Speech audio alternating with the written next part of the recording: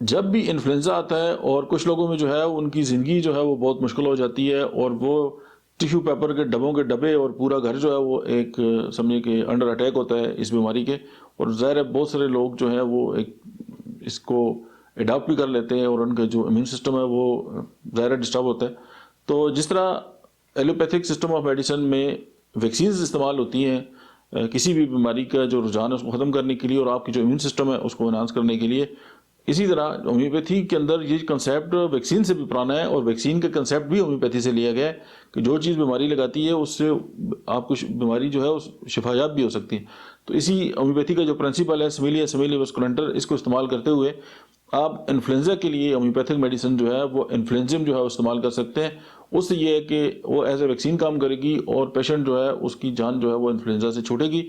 और कुछ लोगों में इस तरह होगा कि उसकी जो दुरानी है वो कम हो जाएगा या उसकी जो शिद्दत है या उसकी एक्यूटनेस है वो ख़त्म हो जाएगी। Thank you.